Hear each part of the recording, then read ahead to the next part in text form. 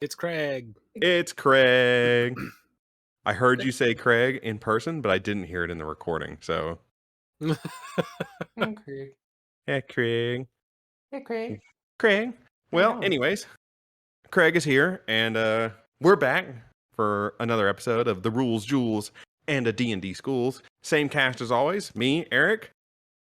Me, Isaac. Yeah, there you go. Joe. Yeah, there Yo. we go. How you doing? Yo, Joe, what's up? You said you'd follow my lead. I did. I was like, is he going to introduce me? Or do I introduce myself? And then you paused. I was like, okay, I guess I'm doing it myself. I'm doing it myself. I'm going live, baby. Let me get to this. I haven't pulled it up yet because I was being lazy. All right. Barbarian. Are we going to talk about... We didn't really talk about it, but we're going to do a rundown of one class. We're going to do Barbarian and then the subclasses. If you guys... I feel like if you're listening to a Dungeons & Dragons podcast, you know generally what a Barbarian does, but if you guys think we should cover what a Barbarian does... You can just briefly... They rage. That's what they do. Rage. When they get real mad, and then they don't take as much damage, and they hit a little bit harder. They rage against the machine. Yeah. Barbarians are like fighters, but they get mad at stuff. Yeah. That's all you need. They take when you rage. Barbarians are like one of my favorite classes. They're awesome. You rage, you take half damage, and that's it. From not all sources, but from many. From many sources. From any kind of physical sources. I think in some of the subclasses, slashing, piercing are the vanilla rage resistances. Vanilla rage instead of that chocolate rage. So we're gonna work through the subclasses in the order that they're on D&D Beyond. I only really have notes up to level 10 because I feel like most players are only playing up to level 10 or less.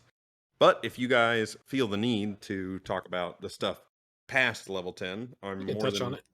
I mean, basically, you got what? It's just 16 and 20. Yeah, it's not like the subclass features primal pass stuff is what, 3rd, 6th, 10th, and 14.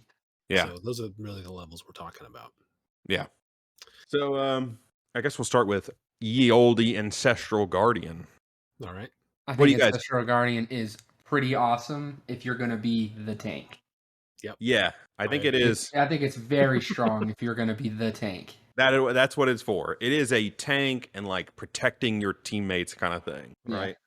Particularly against single enemies. Right. It's not just single though, is it? Let me read my notes again. I mean, the Spirit Shield thing and the Ancestral Protectors is against is the first thing you attack on your turn. So it's really good against single. Spirit Shield is exceptionally good. Spirit Shield you can't use on yourself, and it's not limited to an amount per day before the rest. You can do it as many times as you want and just use your reaction every turn. That's what's crazy is you can do it as many times as you want. So every single round you can be like, he takes 2d6 less damage from that attack. No limit. I think that goes up too. At 10th, it's 3d6, and 14th, it's 46. There's a soft limit just in the number of rages that you have because you do have to be raging to do it. Yeah, but like most of the time, it's not like you can only do as many proficiencies as you have. It's not like that. But there is a limit of sorts, but it's hard to get to. It's hard to get to. It's a lot. You would have to be fighting a ton in a day to run out of it. But honestly, if you're doing normal resting where it's you rest 8 hours, you get a full rest. Yeah. I had always up. I had 3 rages in our campaign where we only got a rest if we took 24 hours to do nothing. And I ran out of rages once. And I had 3 late game, like levels 18, 19. We were getting those long rests in quite a bit more there at the late game, though. Yeah. But still, like even earlier in the campaign when he first made that character, we weren't running into that limit almost ever. Well, I wasn't. He wasn't Barbarian early. When did you add the Barbarian?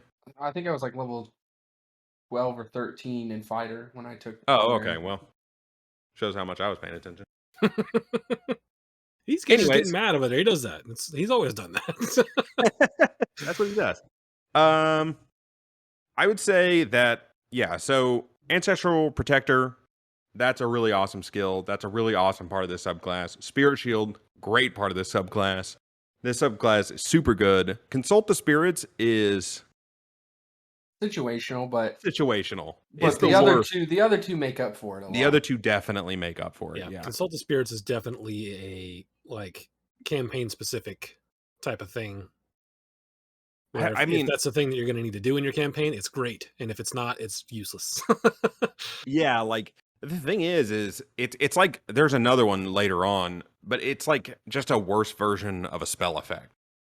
So if you have a caster on your team, then it's like, okay, well they can just cast that. You're just saving someone a spell slot. Yeah, and sometimes that's important. So sometimes it's important. What level is also like these two spells are generally not common spells. You don't think? The Augury and Clairvoyance are not spells that people take normally, unless it's something that's going to use a lot in your campaign. You don't want to be a divination. Good, so. Yeah, well, divination wizard. It's not, even if you are a divination wizard, like it's just not. Those two spells are not like Augury. That's. I feel like that's one of those things that never gets used because it's not. I think that it doesn't get used. Well, I mean, it doesn't get used a lot, I think, because a lot of people don't think it's very useful. A lot of those, it's really, I mean, it is. It's just really super duper DM dependent, right? Like, yeah, and and also depending on how you ask the question, because what it does is, for anyone who doesn't know, it gives you the ability to ask basically the DM. It asks the gods if you do something within the next 30 minutes, whether it is likely to have good results or bad results. Yeah. That's the whole spell. Mm-hmm. So you ask your DM that, and they're like, well, depending on how you ask it, like, is it going to be good or bad if we go into this inn? Like, well, if you go in looking for a fight, then it's going to end bad. If you go in just to talk, it's going to be fine. But you can't say that. You just say it's good or bad or both or neither. So I feel like that's a pretty lame spell, unless it's very campaign specific. Yeah, I don't know, man. It could be super useful with the right DM. Like I would say that sure, any spell could be super useful with the right DM, but it's such a specific thing. Some spells are useful no matter what. Yeah, that's true. And some spells are like, hey DM, I asked this question. He goes, maybe, and you're like, why'd I even take this spell? Yeah, that's what I'm saying. That's not a spell that people take. Clairvoyance is a little bit better because it has a more specific thing that it gives you. Yeah. You can gain information on through it. Because you get to see stuff. Yeah. So Clairvoyance pretty good. Augury, not so good. You know what I'm realizing right now? That I did all this research on my home desktop. I'm remote today recording, and awesome. I'm not logged into anything, and all my passwords are saved in a password manager. So is the password manager on your iPad? It's on my iPad, but it's not on my laptop, which means I'm having to do everything on my which now I'm having to like pull my password up. So while you're doing that, we talked about Consult the Spirits, which is the level 10. Level 14th one, the Vengeful Ancestors. That just makes that level 6 one even better. Yeah, makes your Spirit Shield do damage. Instead of only preventing damage, it also basically it reflects the damage. In which, if you get, that's an extra 4d6 of damage every single turn because they're going to be attacking. Hopefully not, if they're not attacking you, you get an extra, basically just an extra free attack. Yeah, that's 46 per reaction is real good. Yeah. Oh, for Vengeful Ancestor? Yeah. That one, Ancestral Guardians, is a very good, very strong one, I think.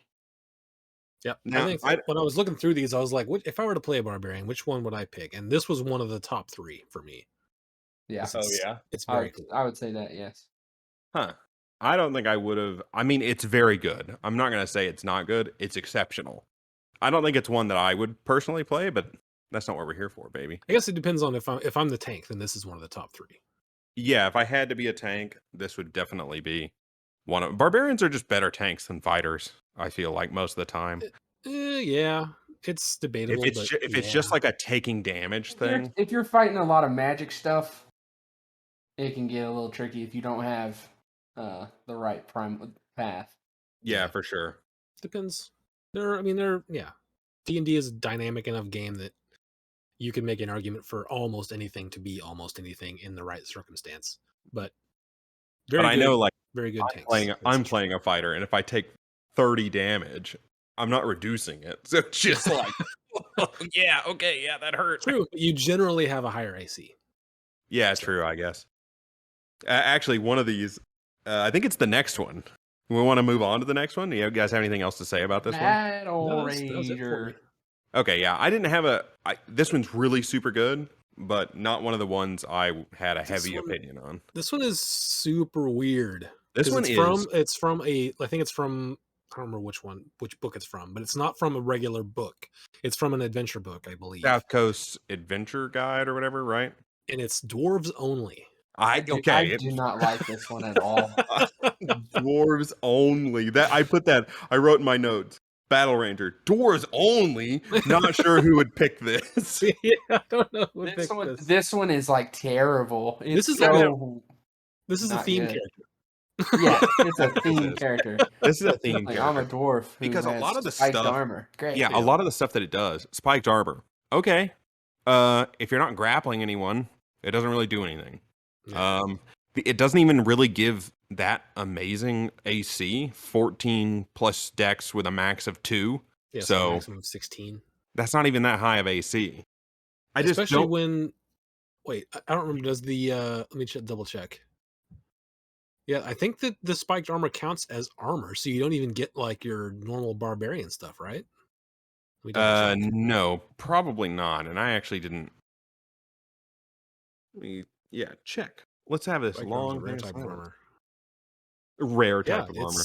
It's armor, so Yeah. you wouldn't even get the normal stuff that you get as a barbarian, like your unarmored movement and stuff, which is part of what makes barbarians cool. You can use a bonus action to make a melee weapon attack with your armor spikes.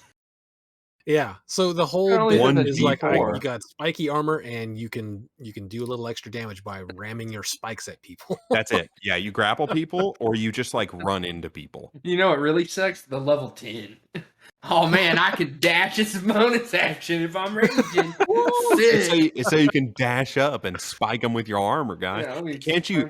Wouldn't you love at level 15 to be able to do 1d4 of damage for your armor you've locked yourself into for your entire character? Yeah, so maximum of 16 AC, whereas if you go armorless, you can get your AC above 16.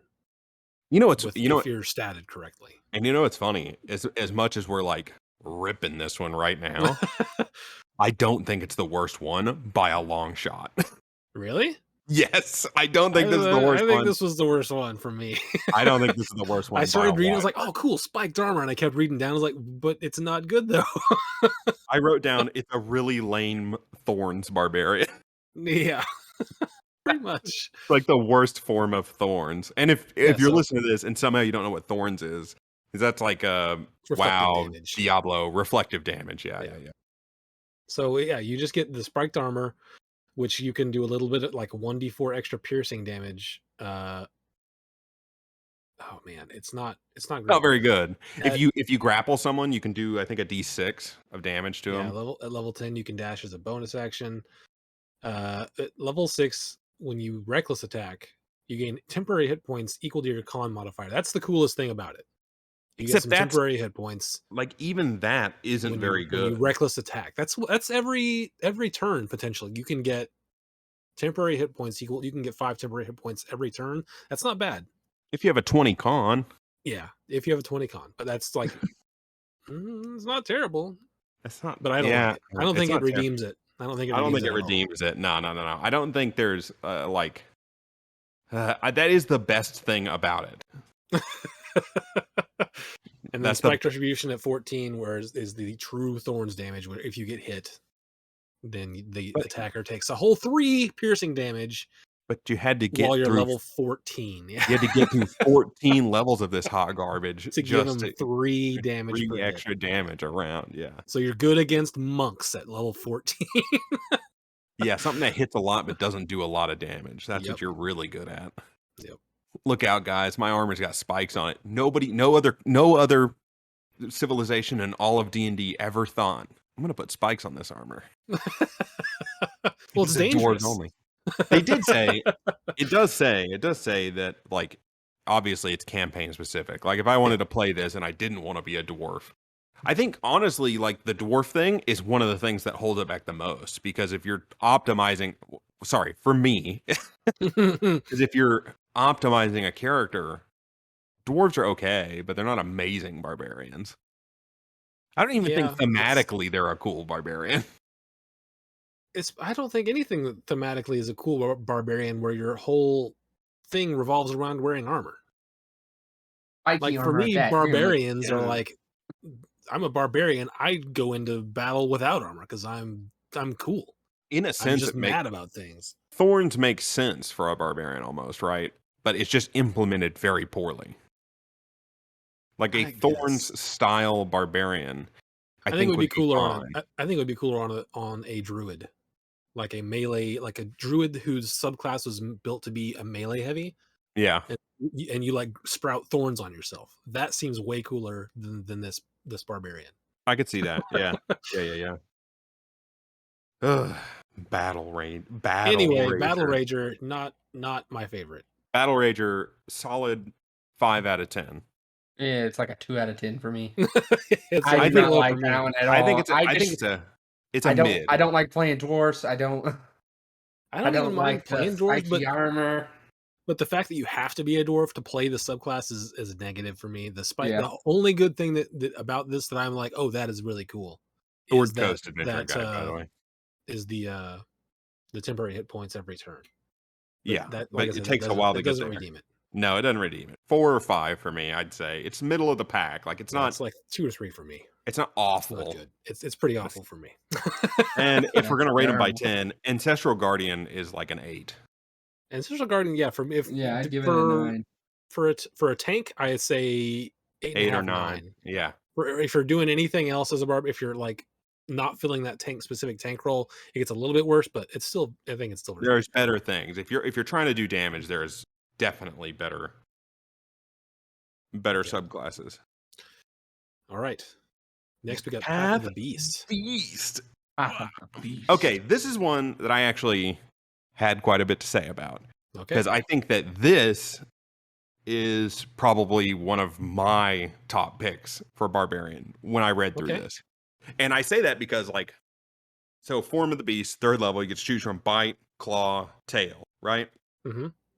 Bite, whatever. You have to choose each time you raise. Each time you rage specifically, it's not just a thing that you pick and then that's it until you get Yeah. So each time you rage, you get to pick one. I wrote my notes on this. Bite is kind of mid. It's not that good. It's kind of it's not super good. Even the tail seems like situationally good, but it's really good in the fact that it could also help you tank really hard if you're making people miss you. Sure, but I think that what this subclass brings for me is the claws. Claws seem completely broken, my guys. Because it seems so awesome. Claws seems freaking awesome. It seems so cool. Because you get, every time you use an attack action, it allows you to take another attack as part of that action, not as a bonus action, not as anything else. So let's say you're holding a shield. You still get 2 attacks with your one hand, right? Let's say you have 2 attacks, if you're level 5 or higher, you now have 4 attacks around, right? Okay. Trying to think. Okay, so once on each turn, once on each of your turns when you attack with a claw using attack. So it just gives you 1 extra attack. Yeah. It's very good for shields. It's very good at any time. So, but it's not like every time you attack you get an extra. It's just once per turn. Sorry, once per turn. But still, if you had something, that's not even once per round. Okay, so it's not once per round. It's So once that does get better. So you can yeah, take it on your reaction shots too. yeah, you could, So yeah. that's kind of cool. So you could hit twice, and Mhm. like your boy loves hitting stuff, dude. Well, no, you couldn't, I guess, because it says When you take an once on attack each of action, your turns when you when take you an attack attack. act, yeah. So Sorry, yeah, it's not that cool. that's what I Uh, meant. I think it is actually though very good. I think it's okay. It's fun. I think that that's like the damage one, and then bite is the sort of the middle ground, and tail is the pure tanky one.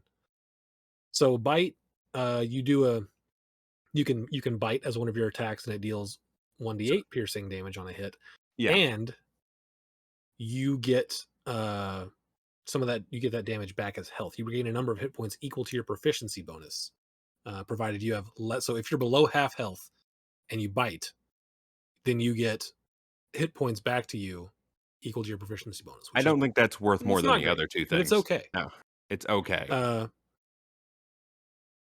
yeah, I think Claws. claws is better, and I I think the think that claws tail is thing is better. for a shield. The claws thing is you can have your shield and still do decent damage every round. Yeah, you don't see a lot of barbarians with shields, but yeah, that could totally be a Yeah. thing. There's no reason to not use a shield if you have the claws. Yeah, that's a good point.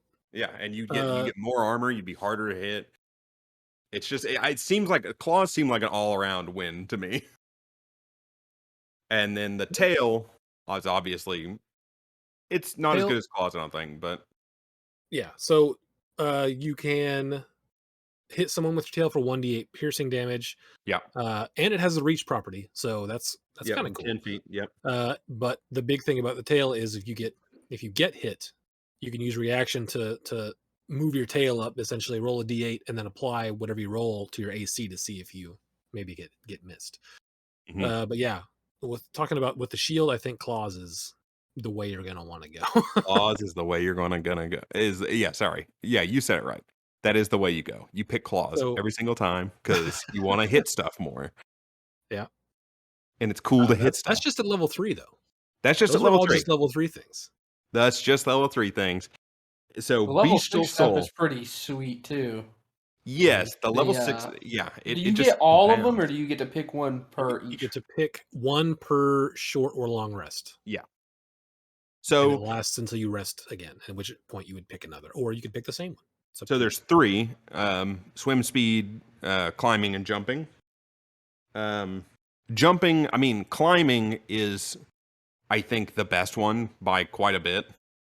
If you're I mean, going it to pick depends on one what every terrain day. you're in. Most of the If you're time, underwater, then obviously swimming is the obviously way you take swim. want. But think about all the campaigns you've played and think about how often water comes up. It came up quite a bit at the end of one of our last campaigns, but overall you don't go in the water all that often. You know what I mean? Yep, it just depends Whereas on what like you're doing. whereas like climbing, being able to climb up a wall at normal speed is useful almost all the time. And the fact that you can hang from a ceiling upside down and Yeah. still be able to fight with your hands. Yeah. That's pretty Hit sweet. with your tail, throw javelins, stuff like that. Yeah, you can do like all kinds of stuff. Yeah, I feel It's like freaking jumping is the loser here. I can jump better. look at me, I can jump way better. Well, if you need okay. The thing is, it would be cool if it was a function I could activate at any time. But if I'm gonna have to pick one for the whole day, unless Yeah. it's like, all right, Unless you're in the guys, water, it's going to be climbing. tomorrow, guys, we're gonna be coming up on a long jump competition. And it's like, sick, I got this. But yeah, Yeah, so that one's climbing. not as strong as a level 3, but still like can be useful. Unlike the battle rager, right? Yeah, yeah. Unlike Battle Rager, where none Yeah. of it's useful. Um, Infectious Fury. I think Level this is 7. very good too. Yeah, I think this is one of the better features of this is too. I looked in a lot of these. I like looked up to see what other people were saying about them. Surprisingly, the website I use the most is saying that this is like a slightly better than average, but I think this is really good. Infectious Fury, I think, is not amazing. Oh, Yeah. really? I Yeah. think if it would hit automatically, it'd be really good. But if you're just getting unlucky and it never works, you're just shit out Yeah. of luck. Because it's a wisdom saving throw, and it's based off of your con modifier. It's So most things don't have a high wisdom though. And I yeah, mean, it's sure. completely dependent on what you're fighting. Some things It's have a very high yeah, wisdom, some sure. things don't. It's save or suck. But But yeah, that and being if it said, I feel like it has a dual purpose. One is like you use it on someone. Let's say you have a teammate that's in melee and he wants to get away, right? You Mhm. can use it, and if they fail, you can force them to use their reaction, and then that teammate could then leave without them getting an attack of opportunity. Sure. It's a battlefield tactic maneuver as much as it is like a bonus damage thing, right? Yeah. I don't know. I feel like that's like Or you could just just straight up make them disengage. take 2d12. That's the one that I think everyone's going to be using. It's just 2d12 psychic damage Yeah. at any I don't time. know. I think I'd force it to attack its teammates because, like, if you're playing a campaign where the It's DM true. wants the role play and stuff like that, that's a psychological part of the fight, right? Why the Yeah, hell is and he it attacking us? And also then, like, depends on what you're fighting. yeah, and then it can force the reaction. And yeah, sure, disengage. If they're a rogue, that's awesome. But if they're not a rogue, most people don't want to give up their whole turn. Yeah, that's true. But I mean, I feel like there are other ways to go around doing that. You like, I don't It, know. I feel like this is just The a nice bonus. fact that it's a wisdom save and you can only do it uh the number of times equal to your proficiency bonus in between long rests Yeah. is a deterrent. Think about if you forced like a wizard use their reaction to hit someone else in combat, right? Then they Mhm. couldn't counterspell anything for the next round. That is a good application of it, I think. Yeah, Yeah. they could. But So like but if you're on top of a wizard hitting them, that you don't they've have to be messed on up. top of them. You have to hit them, When you hit a right? creature, no, Yeah, when you hit a creature with your natural weapons while you are raging. oh yeah, you're right. I must have read that wrong when I was taking my notes. It's still good So though. You can get up to it's someone pretty easy. it's okay. I mean, it's again certainly not as bad as anything from Battle Rager. Yeah. Why do you hate Battle Rager so much? I Because like. it's It's so horrible. worthless. It's I'm so gonna loop back terrible. around to It's like this. the worst. It's not the worst. Dude, The it's next so one is bad. the worst. At Level level 14 thing? 14, yeah, Call of the Hunt. Yeah. This Read one's that out to me. still not great. It's Beast is so powerful that you can spread its ferocity to others and gain resilience from them joining your hunt. When you enter a rage, you can choose a number of other willing creatures you can see within 30 feet of you, equal to your con modifier, Yeah. to gain 5 temporary hit points for each creature that accepts this feature. Yeah.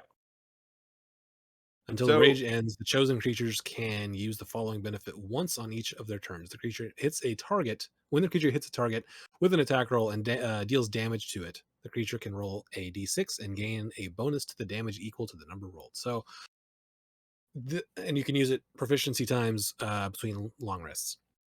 The okay. cool part about this Yeah.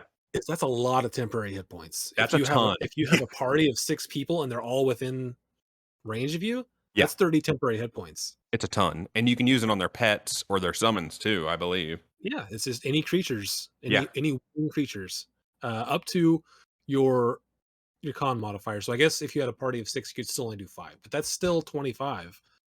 Yeah. Extra hit points that the party Extra isn't hit going to have to. points. Yeah. Yeah. Or like. Well, you're the only one who gets the hit points. Oh yeah, but that's true. But you're the barbarian, Right. Yeah. So The extra damage though. Think actually, like an extra d6 of damage, I feel like is underwhelming. if you have, and I know you don't like summons, but if you have someone who can cast, summon, oh God, what is it? The animal one, the druid one that I am forgetting the name of at the top of my head right now. You summon 10 wolves or whatever, you give 7 of them an extra d6 per hit plus pack tactics. Well, That's you can't do 7 of them. if you're level 20. Well, if your con is 20, Yeah, if which your con is typically 20. you're not going to go higher than that, then you can choose up to 5 creatures. The Because maximum of creatures is okay. Equal to your con modifiers, how many you can do. So it's up to 5 So creatures 5, yeah. typically. And then they get an extra d6 once per turn. Yeah. So if you have something that gets advantage constantly, it's like the knives, right? So it's I guess, but it's a maximum of 5d6 per round across your entire party, which is not a lot. for if you based on consider your entire party. if you consider that if you could hit everyone in your party with it, 5 people, and they all get an extra d6 per turn, and they're hitting, if everyone hits in a round, that's an extra 5d6 of damage every Yep. round. Yeah. It doesn't sound like a That's lot a lot when of you. ifs. I mean, like, If you regardless, have the number of people, if if they're they are hitting, actually making attack rolls and not casting spells that require saves, yeah. if they then hit with those attack rolls, I think it's potentially very good. yeah, sure. If that's your group's deal, it's like this is what we do every time we jump into battle. Now that we're level 14, by the way, Yeah, I know. Yeah, and A we jump into D6, battle you and get we a all hit. D6 at 14 doesn't sound great. Yeah, a D6 at 14 does not sound right. Even like, yeah, that's a lot of ifs. It's okay. It's okay. but It's not terrible. I mean, like, if you think about like my fighter in your campaign, that extra d6 has ended up being a lot of extra damage. And Sure. if you do look at it as the whole, if everyone is able to hit, you are doing an extra 5d6 technically per round. Yeah.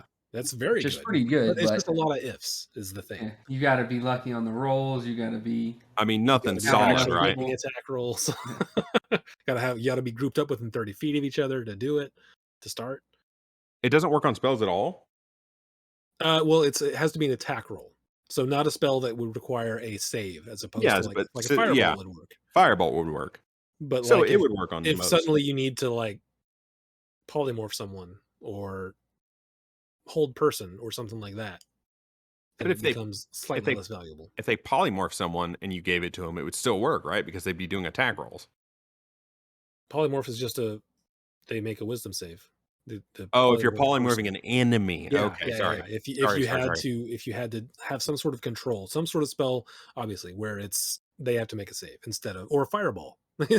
Yeah, but it works really well on like fighters, monks, warlocks. Yeah, which it's good because I don't want my stuff to be like, oh, this works every time, always.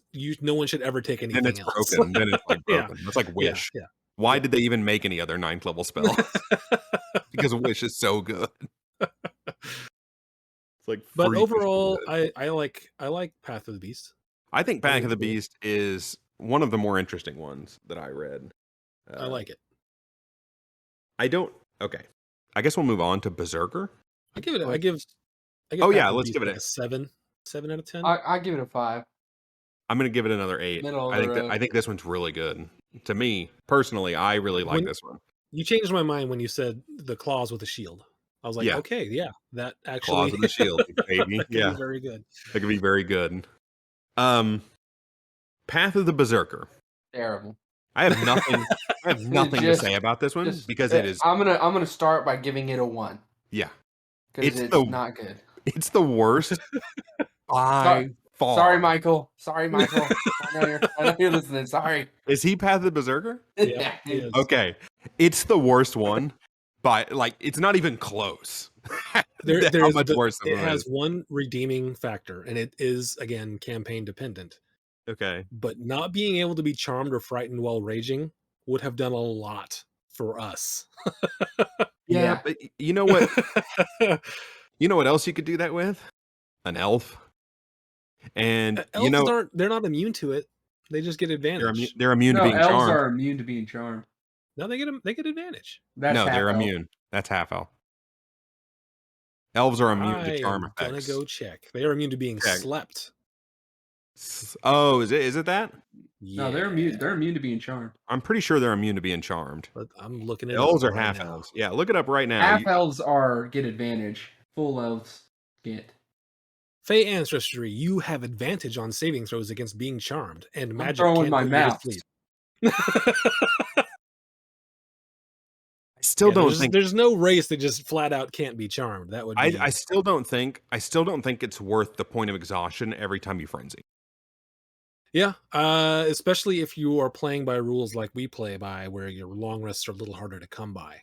Yeah, multiple points of exhaustion can get rough real quick, dude. The frenzy at level 3 can be very good if you're playing by regular rest rules and you're wanting to put out lots of damage. It can be very good because that's an extra attack every round as a bonus action.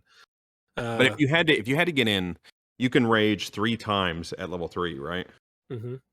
If I you had to believe get in, if you had to get in 3 fights in a day, you're gonna be worthless by the 3rd fight.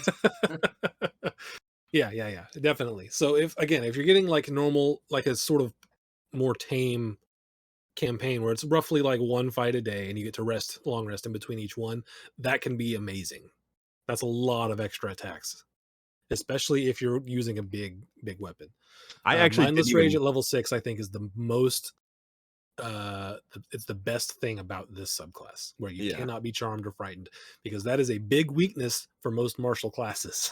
I didn't even write any notes on this one. I don't even need to write notes because I would never pick this. So yeah, Mindless Rage, I think, is the thing that redeems it a bit. The level 10 Intimidating Presence feels bad. It feels bad, dude. For a No one level wants to 10 use their thing, action to frighten someone. unless it's an And it's AoE frighten, you know what I mean? Unless like a spell that frightens a bunch of people, you don't want to. you choose one creature with this. So, Yep. So it's rough. and it can be okay as an RP thing, but as a combat thing, that's not what you want to do when you're, especially as a berserker who wants to Yeah. hit people multiple Who's times raging and per wants to hit round. people? Yeah. Yeah. And Uh, even like the 14th level thing, retaliation, garbage. Fucking terrible. You telling me at it's level not terrible. it That's not is terrible. it is terrible. You get 1 reaction per round, my guy. Oh, okay, great. At 14th goddamn level, I can hit 1 person with a reaction when they hit me. Whoop-de fucking do. Some of these other 14 levels things are stupid. Yeah, And it's not, then- again, not great, but I feel like retaliation isn't terrible, yeah. because again, as a barbarian, Maybe you're if it was wanting to at just get as level, many hits as you it, can in. I'd Yeah. rather see that at level. Honestly, I'd rather see that at level 3 and just get rid of frenzy. And doesn't Frenzy is doesn't just, if frenzy didn't make you take a point of exhaustion, it'd be worth it. But it'd be worth it. It'd be a lot it's better. so detrimental to the rest of the day. Yeah. Because you have to take when you take a long rest, it doesn't get rid of all your exhaustion, right? It takes care of one, So if you're or possibly two, but I think it's it's one. especially even worse in our campaigns or any kind of survival campaign where getting a long rest is harder. Yeah. Like if you had 2 or 3 points of exhaustion, you've wasted 3 days. You know what I mean? Yeah. To get rid of it. Yeah, I definitely feel like Great Weapon Master is better than Frenzy, and Great Weapon Master is Yeah. just a feat you can take. Just a feat. Yeah. Just take it and be done. If you were the only way I can see this working is if you are part of one of those like mini wargaming groups who plays just to hit stuff and like you're in a dungeon and you're like, I know there's enemies in the room next to us and the door's not locked, but let's take a nap in here for 8 hours. And the DM's like, yeah, sure. And then you wake back up and you're like, haha, I'm back at it, baby. But like in any other scenario, in any kind of role playing campaign, almost in any kind of campaign that has any kind of barriers to taking a long rest is harder to get. It becomes even more detrimental how this thing is. It's Exhaustion is pretty dangerous. If you're listening to this podcast and you're thinking, I want to play a barbarian, just when you're scrolling through and you see Path of the Berserker, or all you bought was the player's handbook, and you see Path of the Berserker, and you're like, I like raging, I like being big and dumb and punching stuff. You don't want to pick this. Yeah, don't pick that. I want to be like Grog. I want to be like Grog. I watched that Critical Role. I want to be like him. But no, Path of the Berserker is shit. Was he a berserker in that show? Yep, he was. Teaching the masses the wrong things, dude. I mean, that was like I think that was possibly his first campaign ever. Oh, really? And he played the shit out of that character. Everyone, I loved that character. Yeah, that's like the best character. Grog was incredible. Yeah, but it was incredible because of him, not because of the subclass. Well, the way he played it, he stuck. He did not metagame. He stuck to his character, especially because his character is incredibly dumb. But that's a role. He's an idiot, and you could see there's times where he's like, I want to say something, but I can't because I'm an idiot. Yeah. That's a role play thing. You like? I know it was just really good. Not because of the subclass, because the subclass is hot garbage. I have nothing else to say about it. It's shit. Mindless Rage, the only thing that even comes close to redeeming it, but still not very good. Not worth it. Not worth it. Absolutely, just not worth it. I'm ready to move on from this. I want to cleanse. I want to cleanse my palate of the Berserker. I will give on effectiveness. I will give it a 7, but it is my favorite Sorry, I forgot to rate Berserker. Not even a 1, a 0 on the scale. I'll give it a 2. And You're generous. I'll give it a 4 if you're going up against lots of things that charm you. Guys, I'm just letting you know this is going to be a really charm-heavy campaign coming up. Just letting you know, you might want to choose some certain things. It's like, okay, what? Just make sure it'll take a year to get to level 6, but I'm never going to frenzied rage, but I am never going to be charmed. I'm never going to be charmed, dude. Path of the Storm Herald. Yeah, Path of the Storm Herald here. This is kind of cool. The theme of it is very cool. I like it. Yeah. That's why that's why it's my favorite one, but it's not the best one, but thematically it's my favorite one. I think so Joe, you were Storm Herald, right? Yeah, I got to level 3. I'm like I was like reading over this. And I did a little homebrewing. I changed it. Instead of fire, I did lightning damage just to theme it up a bit. Lightning is the sea one. The desert. No, desert's fire. I know that, but I took the desert one and I did lightning damage instead of fire. My only downside. Go ahead. My only complaint with Storm Herald is that the aura is a 10-foot aura, and if you're in any kind of enclosed space, it becomes harder to use very quickly. The downside is that you do have to use your bonus action to activate the aura every turn. So that the allows first you turn when you rage, it does it. And then every subsequent turn, you do have to spend your bonus action to activate the aura. Now, the desert one, where it does 2 fire damage, right? And it scales. It goes up a little bit over the levels. If you're surrounded by enough people, that's a decent amount of AoE, right? Yeah. But otherwise, I don't know. I think it's a really, like what Joe was saying, thematically, it's an awesome subject. Yeah. It's so cool. What sounds cooler than I'm standing there and I'm surrounded by 10 feet of lightning? That sounds sick. I think practically, it's one of the harder ones to make work really, really well. Yeah, it's kind of forgiving in that you can choose a different, because you get to choose between desert, sea, or tundra, and you can choose a different one every time you level.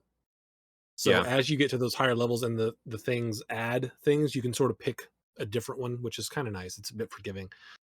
At level 3 though, the desert gives you when you activate the aura, all of the creatures in your aura, which is we said before, 10 foot radius, 10 foot, mm-hmm. takes 2 damage. Yeah, no save, no attack roll. They just take 2 damage. So if you're surrounded by a bunch of stuff, then it's pretty good. And then as you get to higher level, like 5th, 15th, and 20th level, that goes up to a maximum of 6 at 20th level. I feel like 6 damage at 20th level is not very much. Mm-hmm.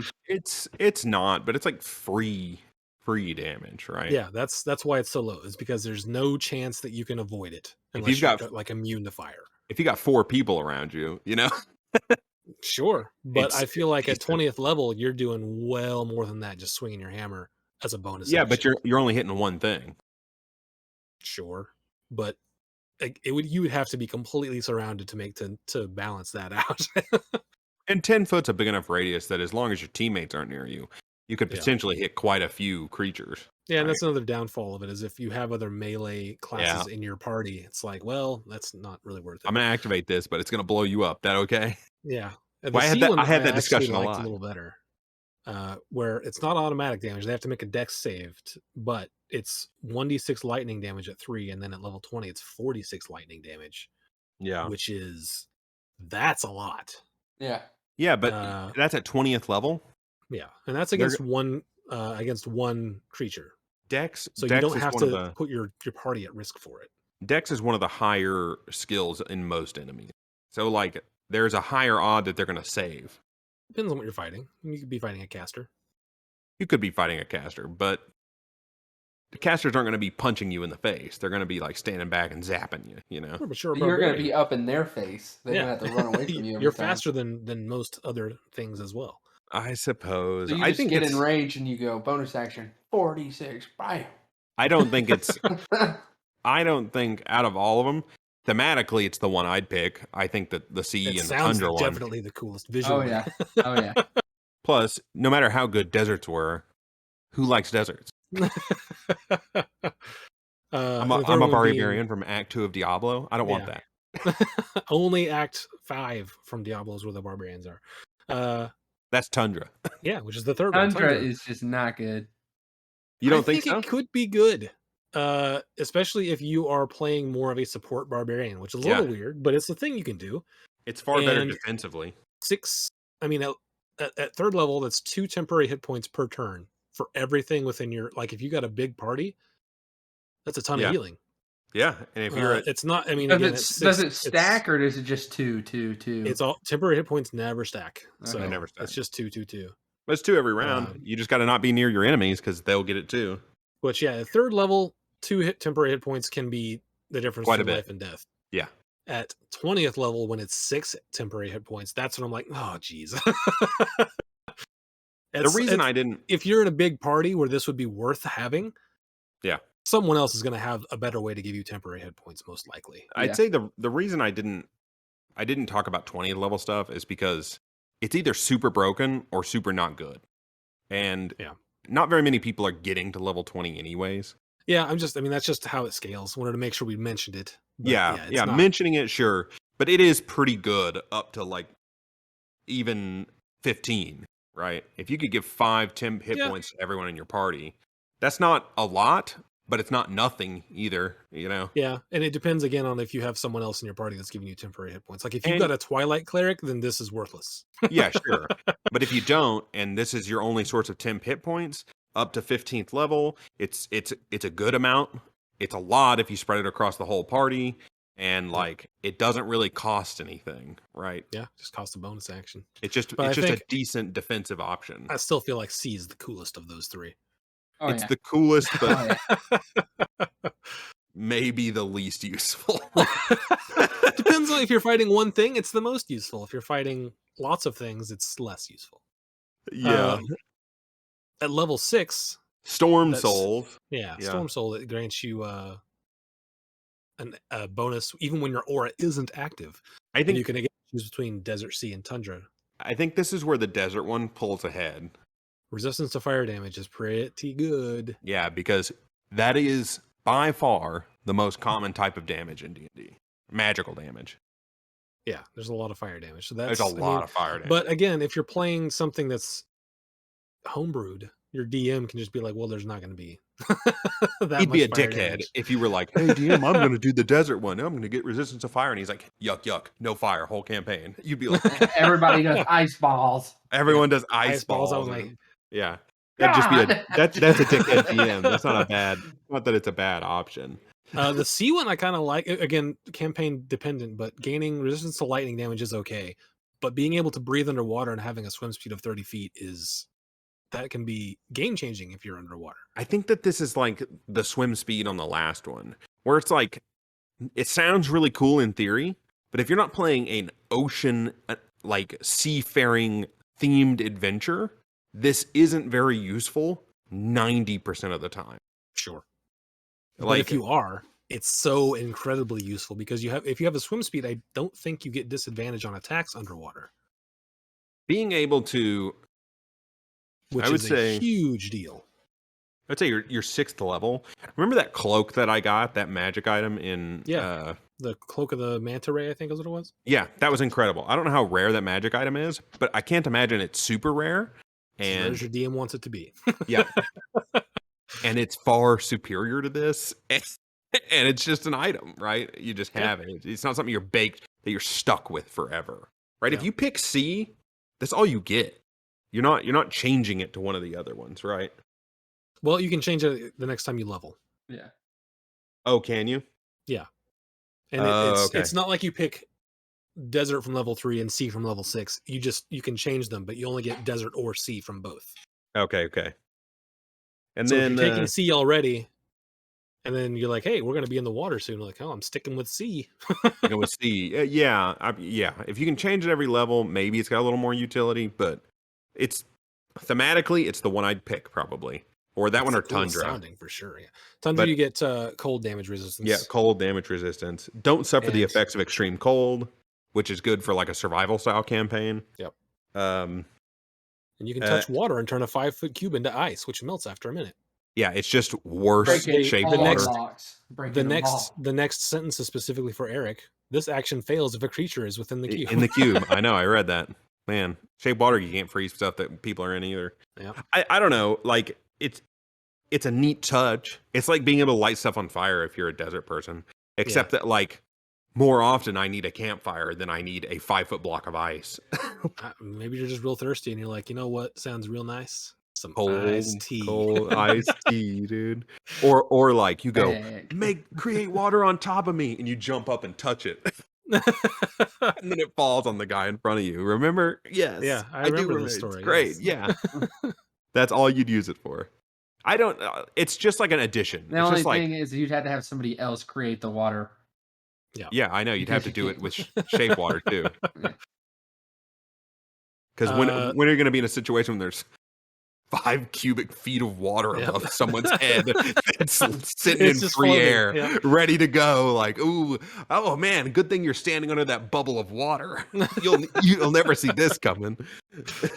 What a combo though! Like somebody casts it right above an enemy, and you run up and jump up and slap it. Just like high five, boom! And you just follow it down on top of them, dude. Yeah, all right, like Iceman. Yeah. So 10th level, Shielding Storm. Shielding Storm. Everybody in your group gets the resistance.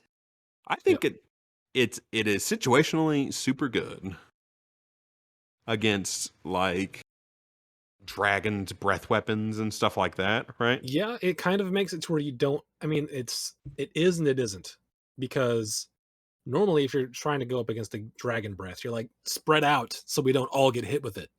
This sort of forgives you for not being good at spreading out, because sometimes you don't get a chance to spread out. Yeah. Right? So if you're within the aura, then you get resistance to that whatever type of damage you've chosen.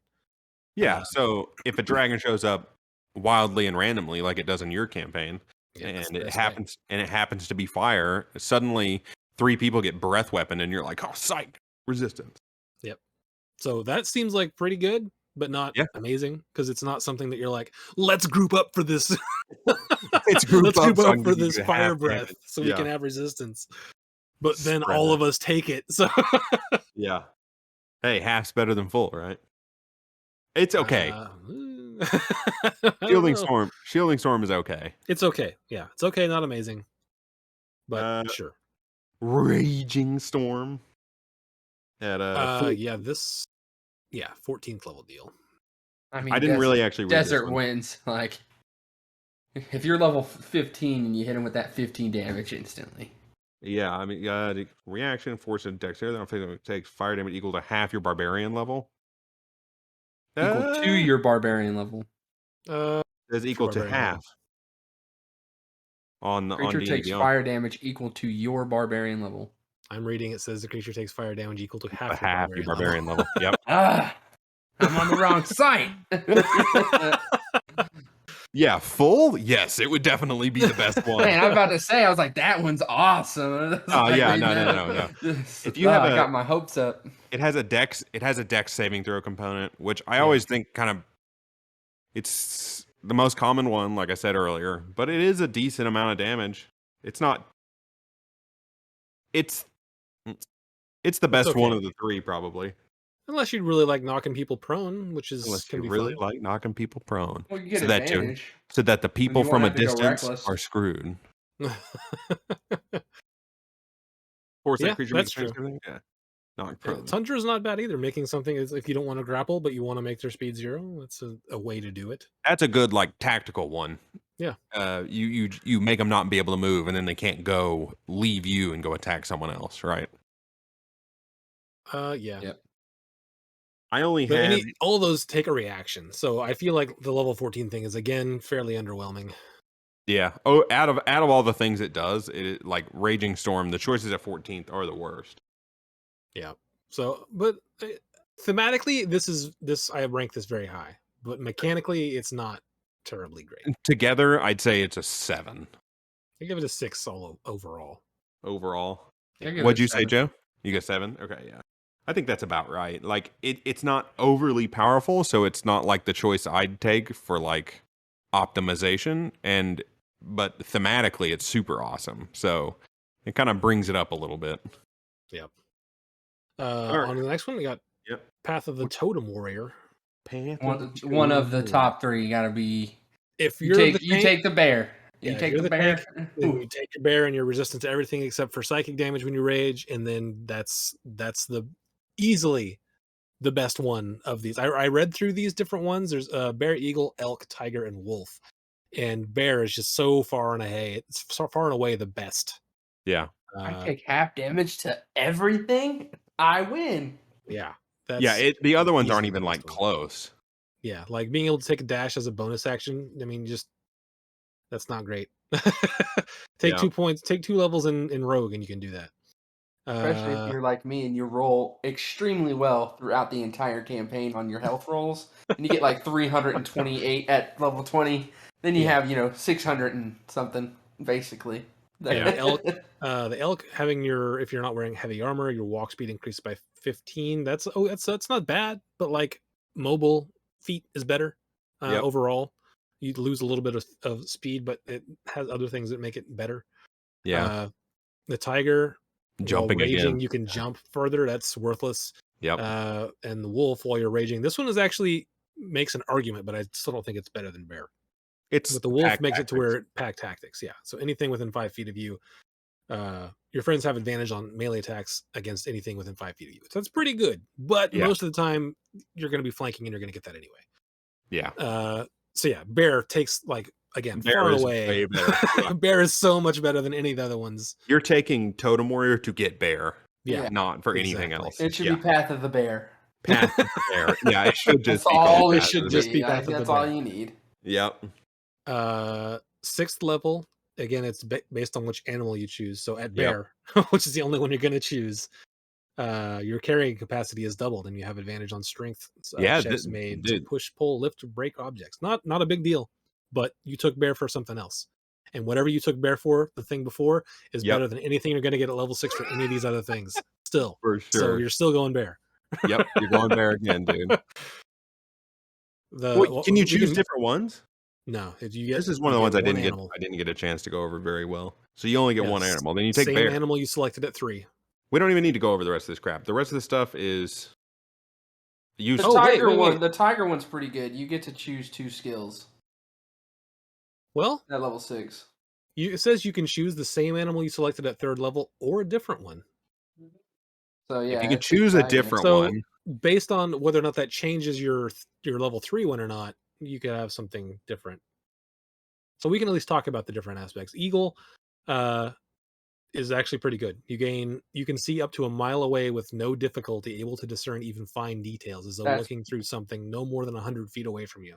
That's pretty insane. That's really good. The elk one's really good if you travel a lot. Yep. Your travel pace is doubled. Very good for if you're traveling. So Tiger, it's up 10 companions too, so your whole group travels. Fast. It's really good if you're traveling. Really good. Tiger, you just gain some extra proficiencies in two of the following: athletics, acrobatics, stealth, or survival, which is pretty worthless. I mean, campaign dependent and character dependent if you want to have those things. I mean, if you want to be a skill monkey, right? But you made it to level 6 without having those, so I feel like that's not like a thing that you would not go into this path for this feature. No. But it's better than the bear one at this level. The wolf one can be pretty good. You can track dudes at a fast pace, and you can move at normal speed while moving stealthily, which is a pretty big one. Yep. I think that one's like campaign specific, but yeah, it could be very good. Of those, I think Eagle is the best. Yeah, Eagle or Tiger. I know you said like if you made it to level 6, but like if you got to level 6 and you were like, dang, I wish I had been more stealthy, or I wish I had had a better survival, it's nice to be able to pick those up at later levels. That's true. But I still, Tiger is not. That happens to me a lot, where I pick stuff that I think that I wanted, and then like later on I'm like, dang, I really wish I would have gotten X thing, you know what I mean? Yeah. And being able to choose another one's always nice. So if your DM rules that you can choose an animal that is different than you chose at level 3 and still keep your level 3 one, I would go bear and then eagle at 6 is what I would do. Yeah. Yeah. And actually, when we get to the 14th one, we'll talk. Well, let's do the 10, and then we'll get to 14. 10, you can commune with nature, only as a Yep. ritual. And that's it. Yay! That's the downfall. So 10 is super lame. You're not here for level 10. What you're here for is level 14. And if you're here for level 14, I feel like commune with nature is not that bad. If it's used well thematically in your campaign, it can be very good. You can gain information from it, but that's all that needs to be said about it. Yeah, that's all that needs to be said. I don't think we need to stick too long on. Yeah, I just wanted it can be okay, but it's not great. But level 14 is actually pretty dang good.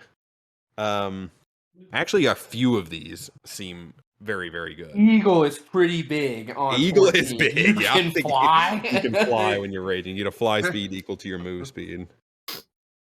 Yeah, it's not. It is really good. I don't want to knock it, but you don't get it at the end of your turn. You fall.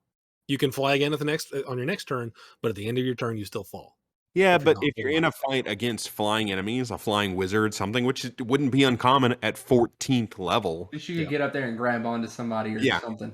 You could fly up there and grapple him. You could fly up there and hit him. Anything is good. Be able to do something. But it does. I mean, yeah, it's definitely the one you would take, right? Yeah, bear's really good too, though. Yeah. If you're any creature within 5 feet of you that's hostile to you has disadvantage on attack rolls against targets other than you, which is similar to the ancestral guardians thing. Yeah. But ancestral guardians, you get it at 3, and this you get it at level 14. Yeah. But it does affect like everything in that range, right? So it potentially affects a lot of people. Yep. Eagle, yeah, you get flying. Eagle. That's the one. Elk is really good. You can pass through large or smaller creatures' spaces, and if you do, you can knock them prone, and they can take a D12 of bludgeoning damage. Yeah, that's pretty good. Plus not better than Eagle. Modifier. Yeah, not better than Eagle. Fly is one of the best things in the game. Like especially being able to fly for a martial class. Yeah. Tiger's actually pretty good at this one too. Yeah, it gives you a charge. It's like the charge feat, but better. And you can use an extra attack. Really good. Yeah, you can use the extra attack. Yeah, in a bonus attack. Tiger's actually, you might as well not even read it because it's worthless. Oh yeah, what's it? While you're raging, you can use your bonus action to knock a large or smaller creature prone when you. Why would you take that one if you could take one of these other ones? Yeah, that's you can the worst like, one. especially if you have reckless attack. Why are you taking that? Yeah, plus the fact that like if you have like you can do that with just one of your attacks if you really wanted to shove. You can shove someone and knock them prone. You don't get the weapon damage out of it, but I feel like that trib. Yeah. Yeah, exactly. Yeah, you're not going to take that over Eagle. So bear, eagle is the way to go. If you can separate them. If you can't separate them, if you have to go all the same, you're going bear. You're going even though Eagle you would pick on the next 2, you're still going bear because it's that good at level 3. Yeah. I'd argue, bear, eagle, and then either bear, eagle, or tiger at 14th. Though I think all 3 of those is very good. Elk's very good. The only one at 14th that I think is just terrible is wolf. Yeah, it's not good. That's not very good. No. That's the only one though that's not good. All right. We got 2 left. I think we can get through them. I think we can get through them. Yeah, we're at an hour, but I think we can just burn through the rest of these. Path of the Zealot. Path of the Zealot. I didn't actually look into this one that much, so this one's on you guys. The 14th level one is probably my favorite thing. The 14th level one makes you like between that and your like relentless rage, you're just never gonna die. But starting at level 3. Yeah, let's start down low. You can channel Divine Fury into your weapon strikes. When you're raging, the first creature you hit on each of your turns with a weapon attack takes an extra damage equal to 1d6 plus half your Barbarian level. The extra damage is necrotic or radiant, depending on what you choose. That's pretty good. Yeah, that's really strong. That ends up being a lot of extra damage. 1d6 plus half your Barbarian level. So at level 4, that's 1d6 plus 2. Yeah, just that's extra pretty good. damage when you hit. That's pretty good. Yeah, that's really good. Once per round. Yeah. Yeah. Oh, first hit on each of your turn. Okay. Yeah. Yeah, that's So pretty good. yeah, Oh, before that's we real go good. on, I'm rating the Oh, Totem yeah. Warrior Path of a the Bear. 10. It's like Path of that's the the best Bear. one. Path And of the the Eagle Bear. Eagle. Path of the Bear. I'm gonna give it a 9. It's real good. If you you- can go Bear Eagle, then yeah, it's got to be a 10. That's Yeah. It's the 10. If you can mix it up, it's the 10 of the group. If you can't yeah, mix it up, it's still very good. A 9. yeah. 9 and a 10. Easy. That one's really, really good. Man, why do I keep forgetting to do that? I can't remember to do that at the end of these. Back to Path of the Zealot. Path of the Zealot. Also at level 3, your soul is marked for endless battle. If a spell such as Raise Dead, some sort of resurrection spell, has the sole effect of restoring you to life, but not undeath, the caster doesn't need material components to cast a spell on you. That's a fun bonus. That is It's a fun bonus. That's good. probably not going to be that important. Either your DM is going to let you have diamonds to do that, or he's not going to let you like be revived, most likely. But yeah, that's fun. That's a cool thing. So would that work with Revivify? You wouldn't need a diamond to bring back Yeah. the Barbarian? Yeah, Okay. yeah. Anything that has Sure, soul. yeah. Wow, that Restoring is really good in the sense of, This especially if you're the guy out front taking the damage. If this you go isn't down one of a the lot- ones. Yeah. This isn't one of the ones that I read into very much. This is the last couple are the ones I kind of like didn't get to read too much. But this sounds like the perfect class if you die all the time. If you're the kind of player who plays really recklessly and dies a lot, this is the perfect one for you. If Yeah, you're this- that guy, if you're the guy who's like, I just want to get in there and I want to fight everyone all at once and I die at least once a session or whatever, right? Then this is a 10 out of 10 for you. This is the class, dude. Remember that guy, Joe, in our original Friday group who would just die every session? This should have been his class. That's that second, third level thing it's just like it's an economy thing, right? Because again, your DM's going to let you have diamonds if he wants you to resurrect each other. But yeah, it's one of those things where also your cleric may not even know that, and they'll just be like, "Well, I don't have a diamond, so I'm not going to try." That's true. That's true. You'd have to let everyone know. Hey Yeah, guys, hey, if I die, just you can cast whatever on me, bro. won't even take anything, dude. Even take your diamond. So yeah, that's a weird thing, but it's very cool thematically, I think. Yeah. It's a neat thematic thing, yeah, for sure. Level 6. Fanatical Focus. The divine Fanatic power that fuels your rage can protect you. If you fail a saving throw while you're raging, you can re-roll it, and you must use the new roll. You can use this ability once per rage. That's pretty good. That's pretty good. You get a lucky on a save. That could be game changing. Yeah, especially if you're like you don't really want to multi-class into fighter to get that indomitable. You can I can just get it at level 6. Yeah. That's pretty good. I think that's a really strong one. Now, it might feel a little better if it was at 3, but because of what you do get at 3, it feels pretty good at 6. I think that's fantastic at 6. Yeah. It's plus you can use it once per rage. So theoretically, you could go into a fight rage and you fail it and have to use it. Yeah, and then you Next come turn, out of you can be like, rage. I'm gonna rage again. Yep. Yeah, And I'm gonna you drop know, rage and rage. Yeah. I think that's very, very strong. Yeah, okay. Yeah, you convinced me. Having an advantage on a saving throw that you get to choose when to use that advantage is pretty good. A lot of the times you're not going to know what spell is getting cast on you though, so you have to like use it right. You know what I mean? Yeah. Plus, it's actually a little bit better than advantage because as a barbarian, you're going to get advantage against like a lot of dex saves anyway. Yeah, I And guess. Yeah. you would then get a third roll essentially Yeah. if you had failed, which is I think that's so good. And you really need those advantages for like charisma checks or wisdom saves and stuff like that. Really helpful. Yep. Zealous presence level 10. Yeah. That one's so strong. I think it's so good for that one little for that turn. You learn to channel divine power to inspire zealotry in others. As a bonus action, you unleash a battle cry infused with divine energy. Up to 10 other creatures of your choice within 60 feet of you that can hear you gain advantage on attack rolls and saving throws until the start of your next turn. You can only use it once until you finish a long rest. So you got to pick your moments, Yeah. but it can be very strong. Situationally very strong. Yeah. But At 10th level, I think that it's weaker than your thing that you get at 3rd and 6th level, but I yeah. still think it's strong. Yeah. Yeah. Especially if you are, as barbarians sometimes are, using a turn to like catch up to something, right? And you have nothing else to use your actions on. You know the weird thing about Stuff it, in 60-foot range of you, everyone have advantage on your next attack. Or it doesn't work. It doesn't work on you. Yeah, That's really strange. It's a really strange omission.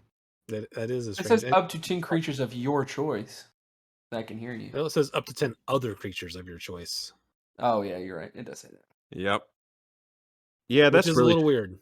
It could be good if you had a summoner.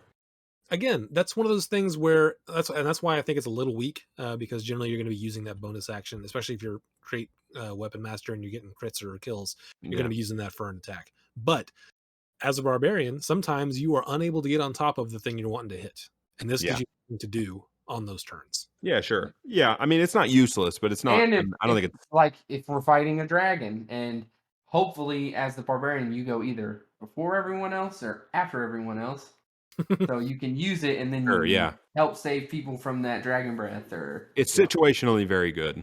Yep. Yeah. And then 14, the Rage the Beyond best, the best one.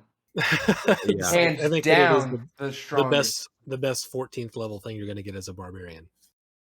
While I'm raging, Yeah, go having ahead. 0 hit points does not knock you unconscious. You still must make death saving throws, and you suffer normal effects of taking damage while at 0 hit points. However, if you would die due to failing death saving throws, you don't die until your rage ends, and you die then only if you're still at 0 hit points. That is busted. It is so awesome. It's the best. This one makes this one my top one. Literally, this is it. This is my number one on Barbarian. So if you It's so strong. If you make it to 14th level, you just don't die in fights. This is just one of don't those fall down.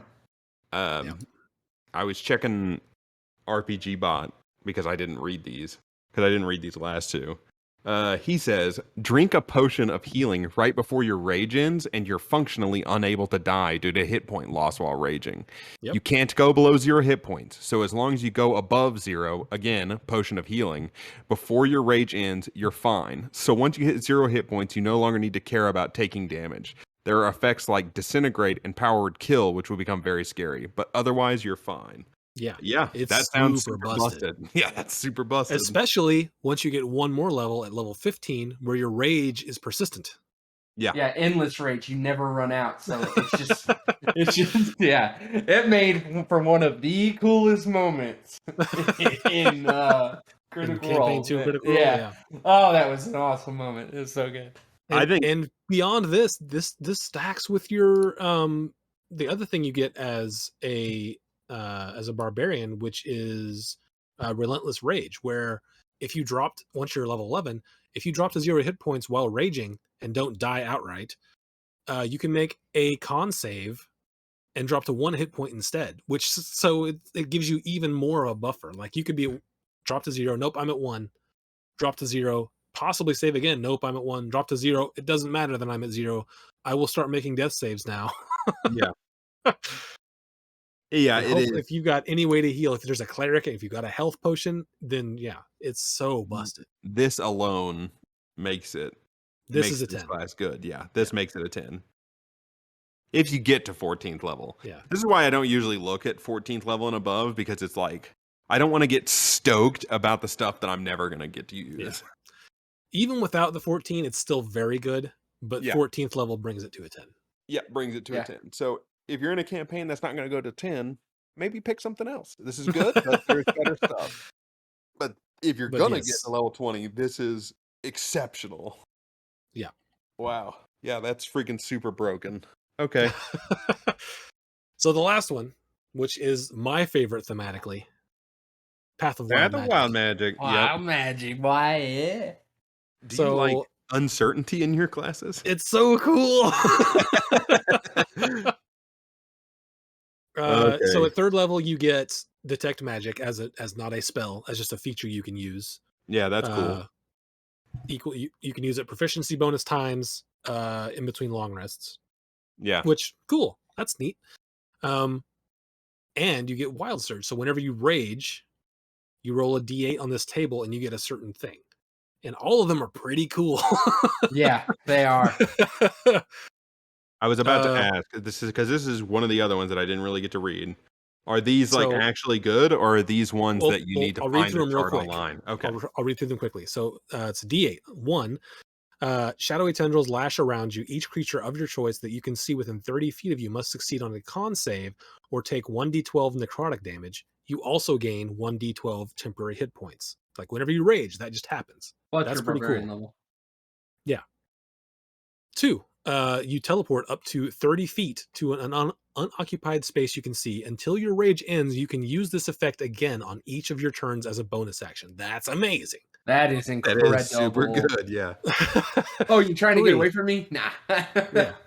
Not only can I run like 50 feet, but I can also teleport 30 feet as a bonus action. Yeah, it's very good. Three, an intangible spirit, which looks like a flumph or pixie, your choice, appears within 5 feet of one creature of your choice that you can see within 30 feet of you. At the end of your current turn, the spirit explodes, and each creature within 5 feet of it must succeed on a dex save or take 1d6 force damage. Until your rage ends, you can use this effect again, summoning another spirit on each of your turns as a bonus action. That is Just good, a So dude. quick good. That AoE is really 1d6 good. damage. That's so cool. Yeah, that's pretty good. Uh, 4. Magic infuses one weapon of your choice that you are holding. Until your rage ends, the weapon's damage type changes to force and it gains the light and thrown properties with a normal range of 20 feet and a long range of 60 feet. If the weapon leaves your hand, the weapon reappears in your hand at the end of the current turn. So you can take, now reading this rules as written, you can take a great weapon and throw it. And then it just comes back to you at the end of the current turn. I'm gonna say I think you're starting to sound a little bit like me with that one.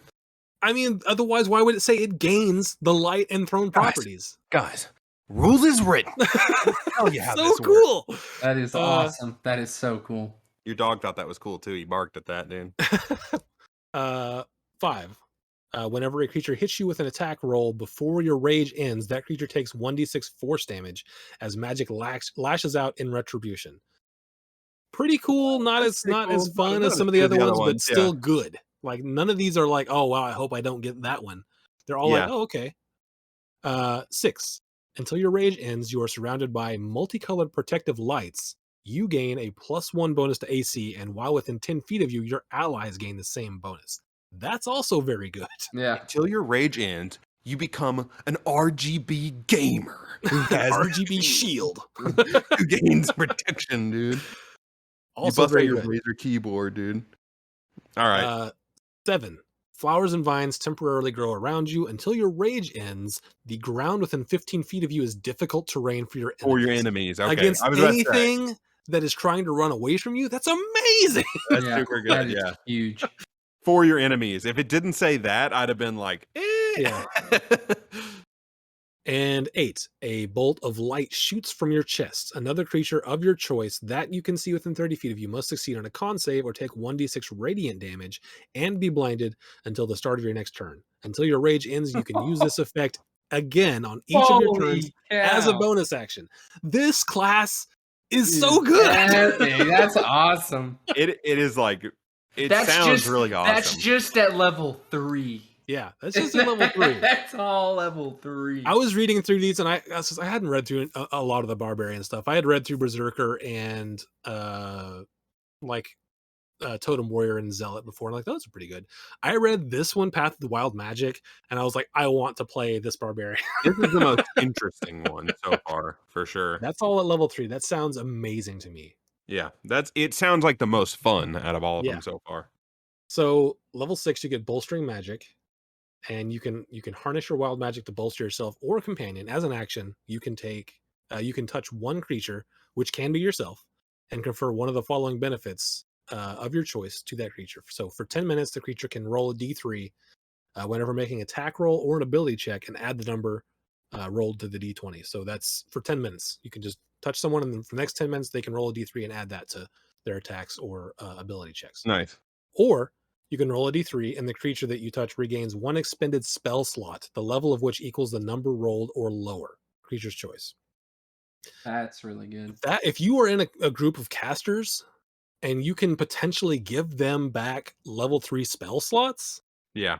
that's so fireballs, good. baby. You can take this action a number of times equal to your proficiency bonus in between long rests. So you can't do it a ton, but that is such a cool, like, thematic thing. Yeah, yeah, yeah. Like, If oh you have man, wizards in your party especially or like, sorcerers.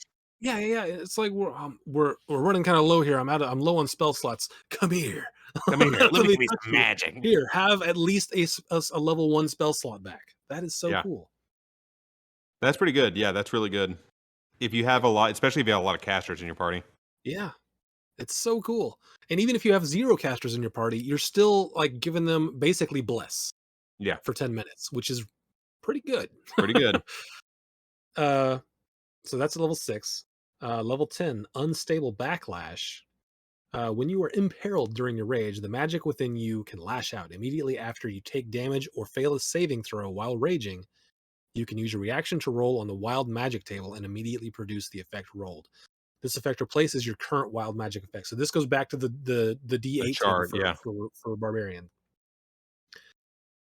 And you can just, if you don't like the one that you're on, like if you happen to be in a fight where the one you got is useless, Yeah, you you can could re-roll use it. it to get this one. Yeah, that's a reroll. Yeah. So that's okay. That's not amazing, but it's okay.